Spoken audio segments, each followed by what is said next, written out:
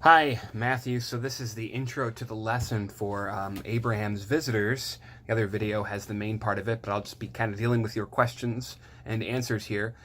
First, I asked, who are the people that came to visit Abraham? You said the Lord and two other men. Yes, the Lord. That is God. That is Jesus. And the two other men are actually two angels who came along with him, and they all took the form of men. What did Abraham do for them? Made food and cake. Yeah, that was a hospitality thing. You'll get more about this later, but somebody came to your house, you gave them a meal. That's what he did. And he notice how it talks about how he served them. He brought them the food while they were eating. He was like their waiter. What did he promise Abraham? You will have a son and name him Isaac. I don't think it actually says what his name would be, but it does say not only will you have a son, but it gets more specific, right? Like God had promised him that before, you'll have a son, but this time he comes and he says, this time next year, you and Sarah are going to have a son. And Sarah laughed. I said, why did she laugh? Because she was old and thought it was impossible. Yeah, like she had been barren. Now she was really old. She thought it was impossible, and it was impossible, humanly speaking. But question 5, is anything too hard for the Lord?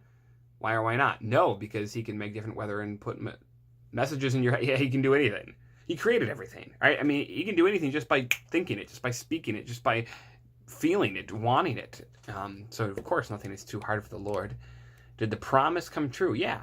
When the child was born, he was named Isaac. Isaac means laughter. Why do you think Sarah named her son Laughter? Because God told her to. Yeah, so this is where he kind of got off a little bit. God didn't tell her to name him Isaac. God said you would have a son, but didn't say what the name would be. But she named him Isaac, which means laughter.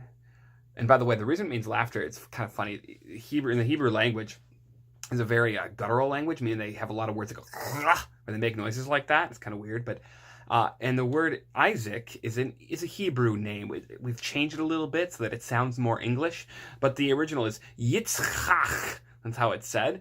And so we think anyway that this word was meant to sound like laughing in Hebrew. Like that's how they would laugh. And so you get the name Yitzhak.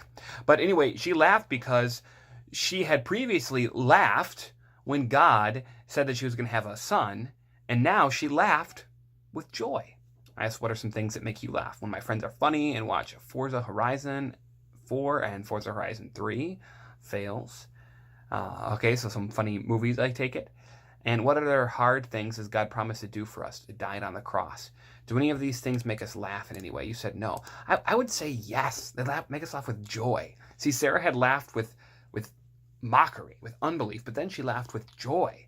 When God delivers us and he gives us eternal life, like we don't laugh at him on the cross, right? You said died on the cross, but God is, through his death on the cross, he's promised to give us eternal life. And when he gives us that, when he raises us from the dead, we're going to laugh.